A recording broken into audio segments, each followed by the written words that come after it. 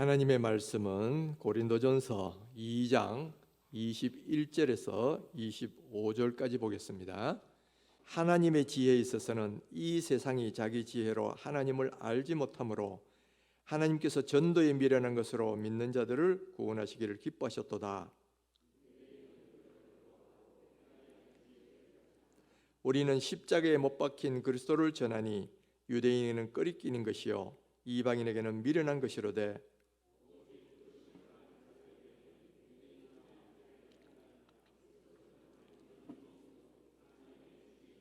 함께 하나님의 어리석음이 사람보다 지혜롭고 하나님의 약하심이 사람보다 강하니라. 아멘.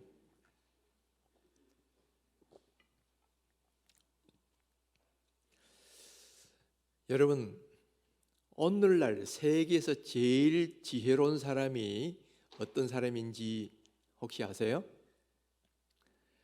일반인들이 상호에서는 지금 세계에서 제일 지혜롭다고 생각하는 사람이 누구겠어요? 예를 들면 하버드나 예일대학이나 이런 세계적인 명문대학을 박사학위를 받고 그 다음은 노벨상을 받은 그런 사람들이 아마도 세계에서 제일 지혜로운 사람이다, 그렇게 생각할 수 있겠죠. 근데 이 바울이 활동하던 시대에 제일 지혜로운 사람은 누구였을까요? 이 바울이 활동하던 시기에 제일 지혜로웠던 사람이라는 것은 당시에 소크라테스, 플라톤, 아리스토텔레스, 여러분도 많이 들어보셨죠? 바로 그와 같은 철학자들이라고 생각합니다. 이 철학이란 말 자체가 이 필로소피아, 지혜를 사랑하는 학문이다, 그런 의미를 갖고 있어요. 그러니까 이 철학을 공부하는, 그래서 아주 세계적인 유명한 명성을 얻고 있던 소크라테스, 플라톤, 아리스토텔레스 같은 사람이야말로 바울이 살던 당시에는 가장 지혜로운 사람이었다, 그렇게 말씀할 수 있죠. 근데 이 사람들이 주로 활동하던 지역이 어디냐면은 그리스 지역이에요. 성경에 말하면 헬라 지역이에요. 헬라.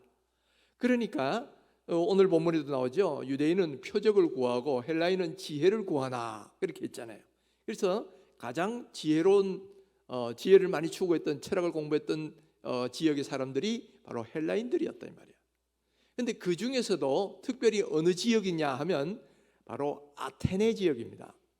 성경에는 아덴이라고 번역이 되어 있는데요, 바로 이 아테네 지역이야말로 철학이 가장 융성했던 지역이에요.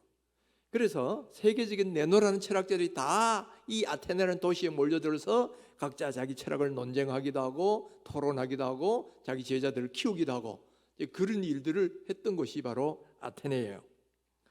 그런데 사도 바울이 2차 전도 여행을 하면서 바로 이 아테네에 가서 철학자를 만날 기회가 있는 거예요. 원래 이 사도 바울은 이 1차 전도 여행까지는 이 아시아에서만 전도하려고 했습니다.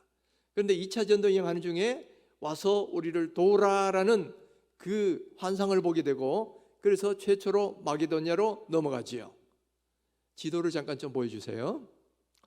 자, 저기 보면 노란 선으로 쫙 줄쳐진 부분이 그 밑이 아시아 지역이고요, 그 위쪽이 그 유럽입니다. 마게도냐인데 바울이 이 아시아 지역에서 전도하려고 하다가 환상을 보고 드로아에서 배를 타고 빌립보라는 곳으로 가죠.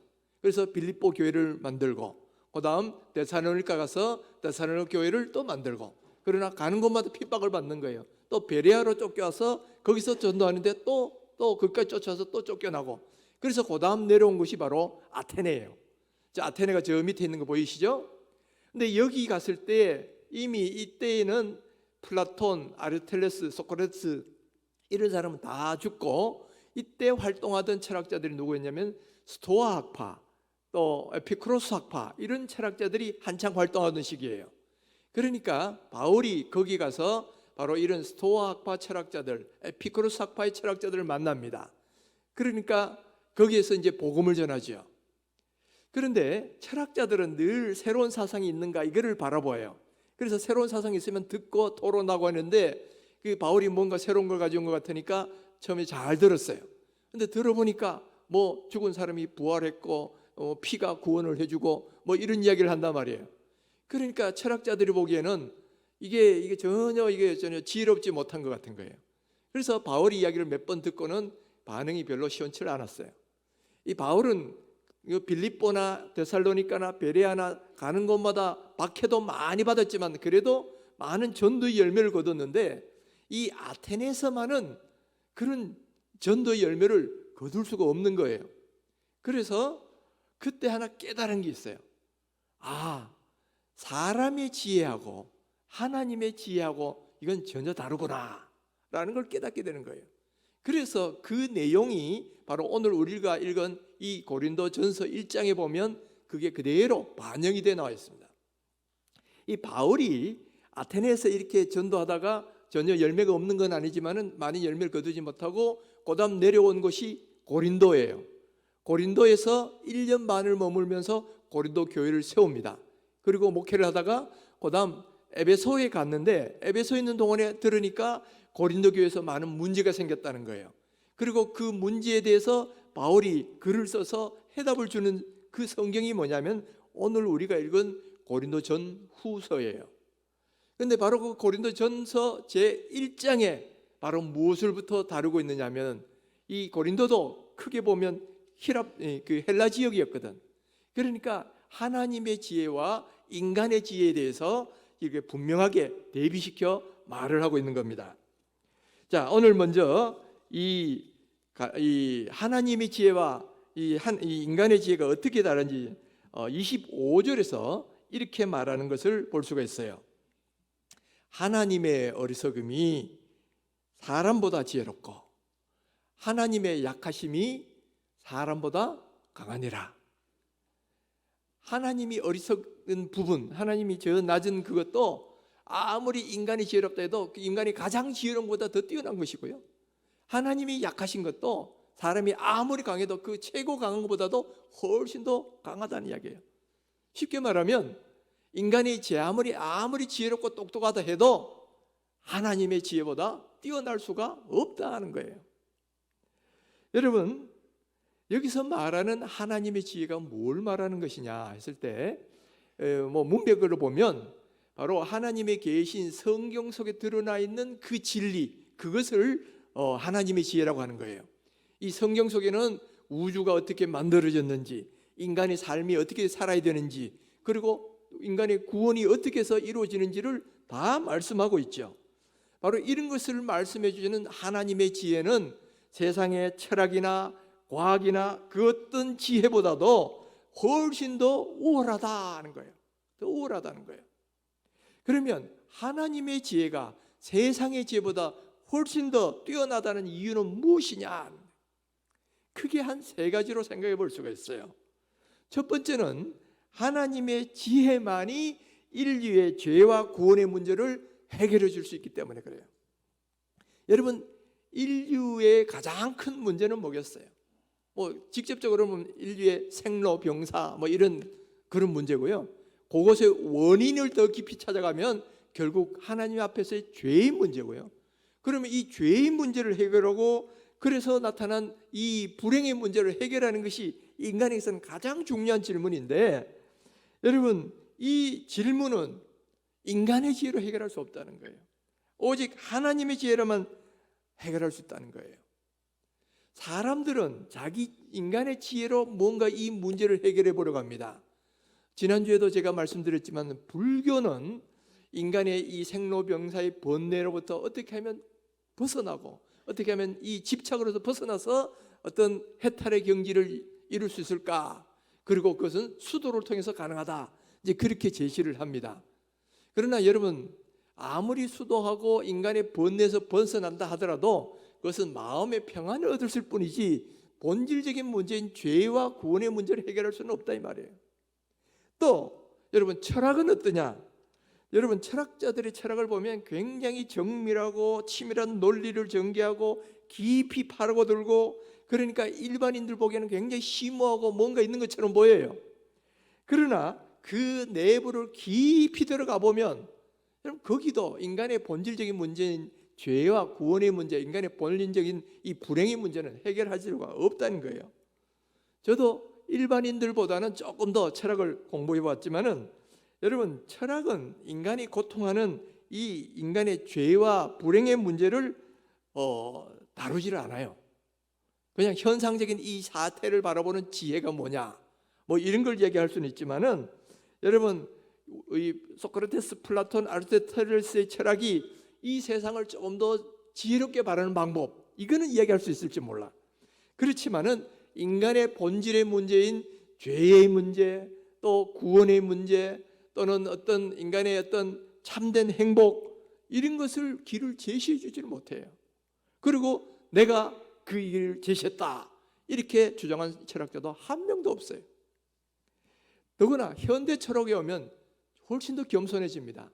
과거에는 이것이 절대적 진리다, 저것이 절대적 진리다, 뭐 이렇게 주장하는 사람도 있었는데, 현대에 오면 절대적 진리가 있는지, 또 있다 해도 그것을 제대로 알 수 있는지, 이것도 지금 불확실해지는 그런 상황이 되고 있다는 거예요. 그러니까 철학에도 인류의 구원의 문제, 인간의 본질의 문제를 해결해주는 그런 어떤 길은 없어요. 만약 있었으면 제가 이 자리에 있지 않고 철학을 가르쳤겠죠.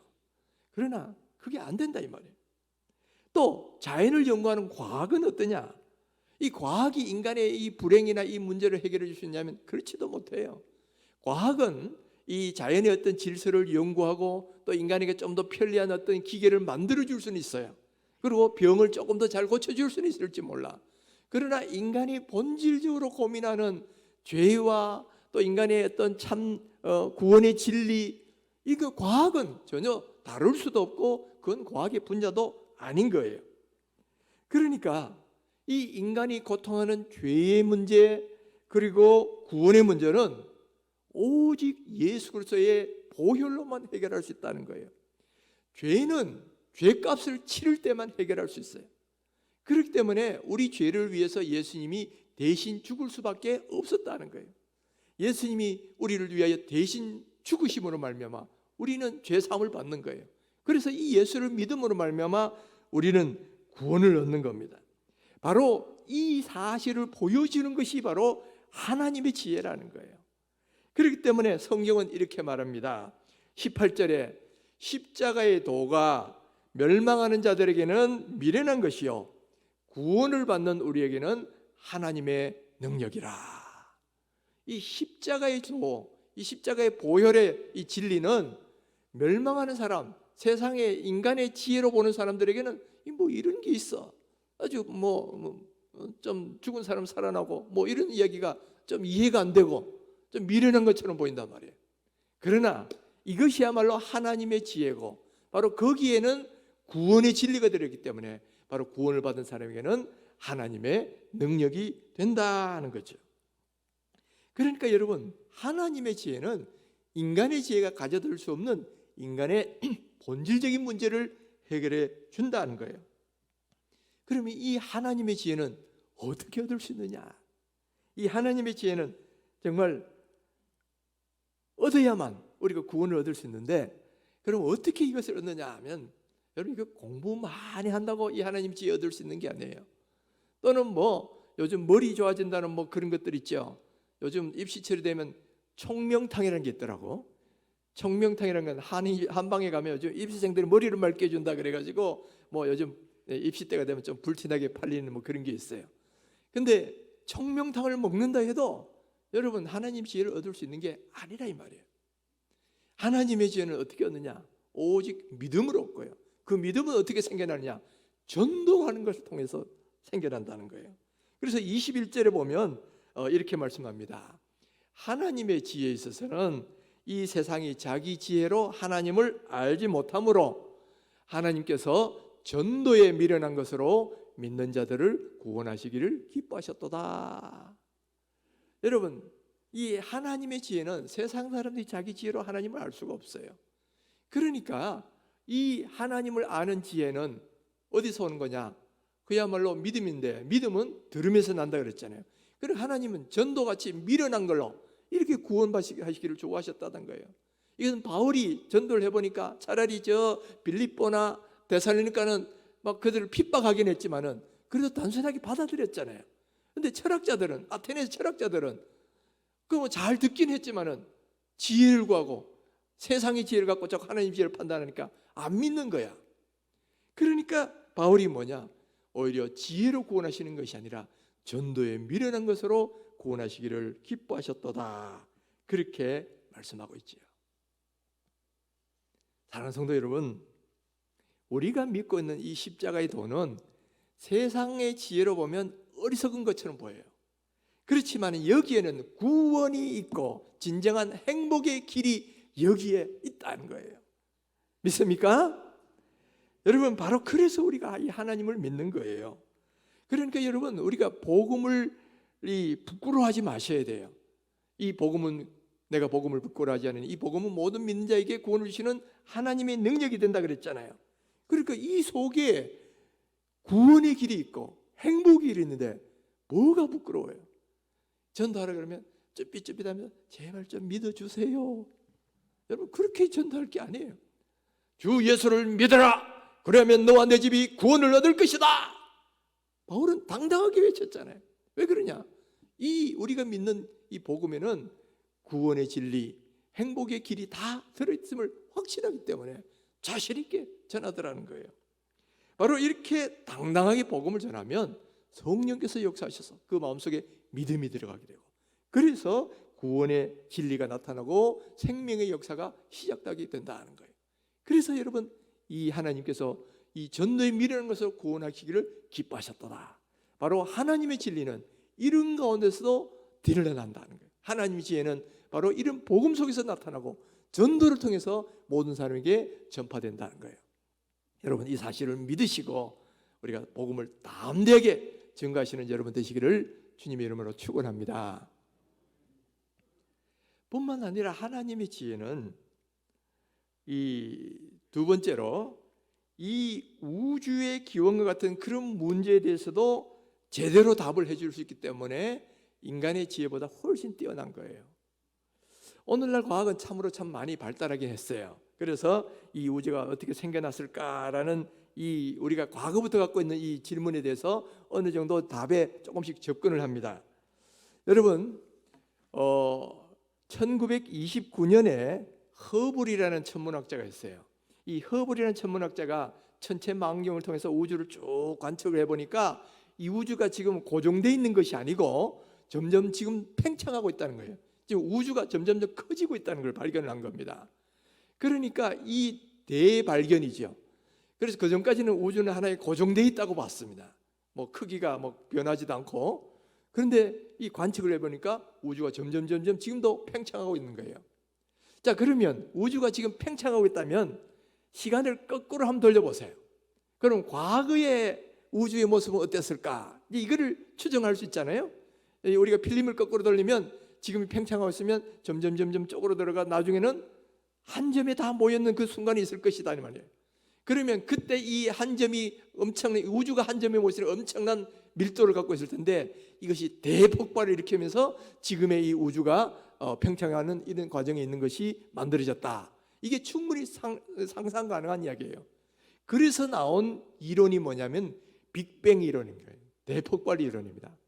그래서 우주는 어떻게 만들어졌느냐? 태초에 한 점에 모든 우주가 딱 모여 있는데 어느 날 대폭발을 일으켜서 점점 지금까지 이렇게 우주가 형성되고 지금도 우주가 팽창하고 있는 중이다. 이런 대폭발 이론이, 빅뱅 이론이 지금 우주의 기원을 설명하는 지금까지 나온 이론 가운데는 가장 설득력을 얻고 있어요. 자, 그러면 이 이론이 옳다고 가정을 해보십시다. 그러면 태초에 한 점은 어디서 왔겠어요? 그것도 온 우주가 하나로 뭉쳐가 있는 정도의 그 엄청난 고밀도의 어떤 그런 것일 텐데 태초에 한 점은 어디서 왔겠느냐 이 말이야. 이거는 아무리 그 다음 단계는 과학이 설명해도 그 이상은 설명하지 못해요. 하나님이 만드셨다는 창조 이야기 외에는 더 이상 설명할 길이 없는 거예요. 간혹 사람들 가운데는 신의 영역을 인정하기 싫어하는 그런 과학자들이 있어요. 그 대표적 인물이 누구냐면 세계적으로 유명한 호킹이라는 박사입니다. 여러분 뭐 로게릭 병결과 이래가지고 이제 그 기계의 도움을 받아야만 이렇게 활동할 수 있는 그런 유명한 과학자 있죠. 그런데 이 사람은 이 과학의 신의 영역이 들어가는 걸 아주 싫어하는 거예요. 그래서 뭐라고 이야기했느냐면은 우주는 중력 법칙과 같은 물리학 법칙이 있기 때문에 무의 상태에서 스스로를 창조해냈다. 그렇게 이야기를 했어요. 여러분 생각해 보십시오. 상식적으로 이 우주가 이게 신이 아니고 무생물이라면 무생물의 우주가 아무것도 없는 상태에서 스스로를 창조했다. 이게 말이 됩니까? 그러니까 과학자들 사이에서도 이게 논란이 많이 되는 거예요. 우주가 어떻게 아무것도 없는 상태에서 스스로를 만들어내느냐 이 말이야. 그러면 그것은 신이지. 그런데도 그렇게 이야기를 하는 사람들이 있어요. 왜냐하면 가능하면 신의 영역을 배제시키려고 하니까. 여러분 상식적으로 생각해 보십시오. 무에서 우주가 스스로 창조했다 하는 말하고 하나님이 무에 있는 것에서 이 우주를 유를 만들어내셨다 하는 거하고 어느 게 더 믿음직한 이야기입니까? 그런데도 오히려 자꾸만 이 세상 지혜는 하나님이 아닌 방식으로 설명하려고 하다 보니까 우주가 스스로 무에서 스스로를 창조했다 이런 소리까지 지금 하고 있다는 거예요. 여러분 아무리 과학이 발달해도 그 최초에 어떻게 그것이 이루어졌는가 이건 이야기 못해요. 바로 그 이야기는 하나님의 창조라고 밖에는 설명할 수가 없다는 거예요. 세상의 지혜는 하나님 없이 우주의 기원을 설명하려고 합니다. 그러다 보니까 터무니없는 그런 결론에 그런 주장까지도 하고 있는 거지요. 그러나 계시의 말씀인 성경은 이 우주가 어떻게 창조됐는지 어떻게 만들었는지 분명하게 제시합니다. 태초에 하나님이 천지를 창조하시니라. 태초에 하나님이 천지를 창조하시니라. 아멘이십니까? 하나님은 태초에 천지를 창조했기 때문에 오늘날 이 우주가 이루어졌고 오늘날 우리가 존재하게 된 것이다 말이에요. 하나님은 바로 이 우주를 만드신 분이셔요. 우주만 만드신 게 아니에요. 시간도 만드시고 공간도 만드셔가지고 오늘 우리 시공간이 이렇게 존재하는 겁니다. 그러니까 이 우주를 만드신 하나님보다 이 우주에 대해서 더 잘하는 사람이 누가 있겠어요? 그러니까 하나님의 지혜는 이 세상 지혜보다 훨씬 더 완전한 것이다 하는 거예요. 뿐만 아니라 세 번째는 인간의 문제에 대해서도 하나님의 지혜가 훨씬 더 올바른 답을 제시해 줍니다. 오늘날 인간의 행태를 연구하는 사회과학들이 많이 나와 있어요. 경제학도 있고 경영학도 있고 특히 인간의 미래의 추세를 연구하는 미래학이라는 분야도 나와 있어요. 그리고 이 학문이 발달할수록 조금 더 세련된 이론들이 많이 나옵니다. 그러나 아무리 인간이 지혜로 그런 것들을 예측하고 설명해도 인간의 일은 완벽하게 생각할 수가 없어요. 왜냐하면 인간의 일은 내일 무슨 일이 벌어질지 그 누구도 알 수 없기 때문에 그래요. 인간의 미래가 이럴 것이다 하고 아무리 예측을 해도 전혀 딴판으로 가는 그런 경우도 많죠. 만약에 인간이 내일 일을 우리가 다 예측할 수 있다면 망하는 사람이 왜 생기겠습니까? 미국의 어빙 피셔라는 유명한 경제학자가 있어요. 이 사람은 미국에서도 제일 유명했기 때문에 미국 경제학의 아버지다라고 일컬어지는 사람인데 이 사람이 경제학의 아주 전문가니까 자기 지식을 믿고 주식 투자를 했단 말이에요. 결과가 어떻게 됐을까요? 완전히 엄청난 실패를 입고 많은 돈 다 날려버렸어요. 또 노벨 경제학상을 받은 숄즈와 머튼이라는 학자가 있는데 이 사람들도 러시아 채권에 투자했다가 러시아가 국가보도 사태 나는 바람에 큰 손실을 입었다 그래요. 또 뿐만 아니라 1921년에 위대한 과학자 아인슈타인이 노벨상을 받았어요. 그리고 노벨상 받은 상금으로 그걸 다 주식 투자를 했단 말이에요. 했다가 어떻게 됐을 것 같아요? 그 경제 대공황이 오면서 다 날려버린 거예요. 여러분 세계적인 석학도 미래를 알 수 없는 게 이게 인간의 현실인데 어떻게 하나님의 지혜보다 뛰어날 수 있겠느냐는 거예요. 하나님은 오히려 우리 인간이 알 수 없는 미래까지도 다 아시고 어떤 길이 더 좋으신지도 다 아셔요. 그래서 인간의 지혜가 결코 하나님의 지혜를 앞설 수가 없다는 거예요. 탈무드에 보면 이런 이야기가 나와요. 어떤 라비가 나귀를 타고 여행을 합니다. 근데 밤이 다 돼가는데 아무리 가도 길을 잘못 들은지 인가가 안 나타나는 거예요. 그래서 할 수 없이 천막을 치고 이제 등불을 켜고 잠을 자려고 하는데 갑자기 바람이 휙 불더니만 이 등불이 툭 떨어지고 그냥 꺼져버리고 기름 다 쏟겨버린 거예요. 그래서 떠듬떠듬 이렇게 하는데 마침 그걸 보고 깜짝 놀란 나귀가 히힝 거리더니만 도망가 버린 거예요. 그러니까 지금 완전히 불도 없어지고 나귀도 없어진 거예요. 거기다가 또 자는 동안에 이 닭을 한 마리 데리고 다녔는데 닭도 여우가 물어가 버렸어요. 그 닭은 원래 시계가 없는 시대여가지고 시계 대용으로 아침 되면 꼭 끼워 하면 자기 일어나도록 하는 그런 용도로 데리고 다녔는데 그 닭까지 없어져 버린 거예요. 그러니까 얼마나 하나님이 원망스럽겠어요. 원래 이 여행 출발하기 전에 랍비가 기도하기를 하나님 나를 지켜주시고 보호해 주세요 그렇게 기도하고 했는데 지켜주기는커녕 이렇게 등불도 꺼져, 나귀도 도망가 버려, 닭까지 또 잡혀가 버려. 그러니까 하나님이 내 기도 안 들으시는가 보다 하고 하나님을 은근히 원망하고 그랬었어요. 그리고 다음날 아침에 떡 일어났는데 살펴보니까 자기가 있는 곳이 대충 이 마을의 동구박 어기쯤 되는 거예요. 그래서 마을에 들어가 보니까 마을에 연기가 막 싹 올라오는데 이게 웬일입니까? 간밤에 도둑떼들이 몰려와가지고 다 약탈하고 사람을 다 죽이거나 잡아가지고 노예로 팔려고 다 잡아가 버린 거예요. 그리고 다 나머지는 불질러 버린 겁니다. 그러니까 그걸 보고 깜짝 놀란 거예요. 그리고 깨달은 거예요. 아, 만약에 어젯밤에 내가 등불이 꺼지지 않았더라면, 그리고 나귀가 도망가지 않고 그냥 있다가 계속 히힝거렸다면, 그리고 닭이 꺾기하고 계속 부르짖었다면 내가 어떻게 됐겠냐. 그러면 분명히 나도 그 도둑들이 잡혔거나 죽거나 했을 건데 그 세 가지가 다 없어졌기 때문에 내 목숨이 사는 거다 하는 걸, 이걸 깨달은 거예요. 그때 뭘 깨달았냐면 내가 인간의 지혜로는 이것이 다 있는 것이 좋다고 생각하는데 하나님의 지혜는 뭐예요? 그게 아니다. 그것이 없어져야 네 목숨을 살 수 있다.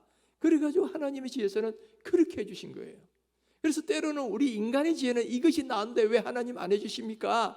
이렇게 원망할 때도 있지만은 사실은 하나님의 입장에서 보면 그것을 안 해줘야만 유익이 되고 더 나은 것이기 때문에 하나님은 그렇게 인도하실 때가 있다는 거예요.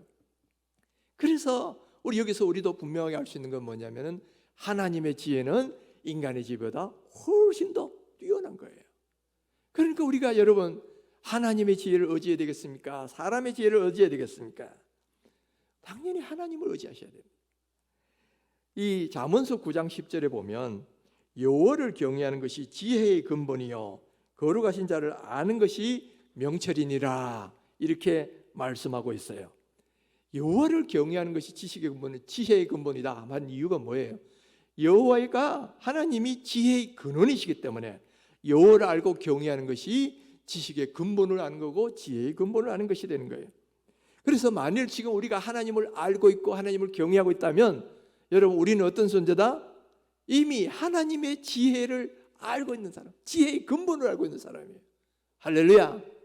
그러니까 여러분 지금 내가 초등학교도 못 나왔다, 나는 아주 무식하다, 학벌도 별로다 그러더라도 여러분 염려하지 마세요. 우리는 하나님을 믿고 있고 하나님의 지혜를 갖고 있다면 여러분 세상 지혜보다 훨씬 더 뛰어난 것을 알고 있다는 거예요.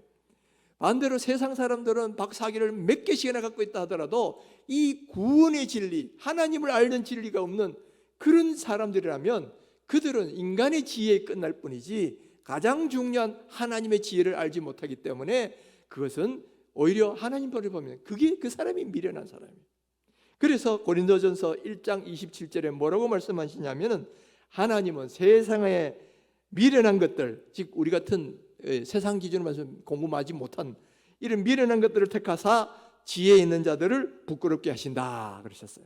우리 같이 못 배운 사람들 불러서 오히려 하나님의 지혜를 주셔서 세상에 지혜 있다고 하는 하나님을 알지 못하는 사람들을 오히려 부끄럽게 만드시는 분이 우리 하나님이시다라는 거예요. 그러니까 상대 여러분, 내가 비록 학벌이 별로 좋지 못하다, 내가 별로 초등학교도 못 나왔다, 설령 그렇다 하더라도 여러분 한탄하지 마십시오. 바로 우리는 지혜의 근본을 알고 있는 사람이고 하나님의 지혜를 갖고 있는 사람이기 때문에 우리야말로 진정한 지혜자다는 거예요. 이걸 믿으시기를 바랍니다. 그리고 이걸 자부심을 가지셔야 돼요. 하나님의 관점에서 나를 볼 수가 있어야지 인간의 관점에서 자꾸 나를 보시면 안 돼. 우리가 하나님의 관점에서는 하나님의 지혜를 알고 있는 사람을 하나님은 진정한 지혜자라고 그렇게 말씀해 주신다는 거예요. 여러분, 이것에 대한 자부심을 가지셔야 돼요. 뿐만 아니라 우리가 앞으로 살 때에도 인간의 지혜를 의지하지 마시고 하나님의 지혜를 의지하셔야 돼요. 잠언 3장 5절 6절에 너는 마음을 다하여 여호와를 신뢰하고 내 명철을 의지하지 말라. 너는 범사의 그를 인정하라. 그리하면 내 길을 지도하시리라. 이렇게 말씀하고 있어요. 인간의 지혜, 내 지혜 혹은 다른 사람의 지혜, 그거 의지하지 말고 하나님을 의지하고 하나님의 지혜를 의지하라는 거예요. 그러면 하나님께 내 길을 맡기면 하나님께서 내 길을 지도해 주신다. 이 말은 우리를 가장 좋은 길로 인도해 주신다, 그런 말이에요. 그러니까 여러분, 내 지혜도 의지하지 마시고 다른 사람의 지혜도 의지하지 마세요. 이거는 인간의 지혜일 수 있어요. 오히려 하나님의 지혜를 의지하고 범사에 하나님을 첫 자리에 모시고 그분의 뜻을 구하고 그리고 그분의 뜻대로 우리가 순종하고 나면 그때는 결코 우리가 실패하지 않는 삶을 살 수 있다는 거예요. 그러면 어떻게 하면 하나님의 지혜를 아느냐? 내가 모르겠다. 그러면 야고보서 1장 5절에 말씀하시잖아요. 너희 가운데 누구든지 지혜가 부족하거든 후히 주시고 꾸짖지 않는 하나님께 구하라. 그래야면 주시리라. 그러니까 여러분, 내가 어떤 것이 지혜인지 모르겠습니다 하면 하나님께 기도하세요. 하나님 알게 해달라고 기도하면 하나님 알게 해주신다는 거예요. 그리고 그 지혜에 따라서 행하고 내 인생을 하나님께 온전히 맡기시면 하나님이 우리를 가장 좋은 길로 인도해 주신다는 거예요. 특별히 요즘 이 코로나 때문에 참 불안정한 시대죠. 며칠 전에 보니까 이 대통령 선거도 막 누가 될지 막 엎치락뒤치락 하더니만 이제 조금 윤곽이 나타나는데 그것도 아직도 완전히 결판이 안 났죠. 인간의 일이란 건 정말 내일을 알 수가 없고 불확실한 시대예요. 이때에 누구를 의지하겠냐? 인간의 지혜, 이걸 의지하지 마세요. 하나님의 지혜를 의지하십시오. 하나님의 지혜는 우리에게 진리의 길과 지혜로운 길을 다 인도해 주셔요.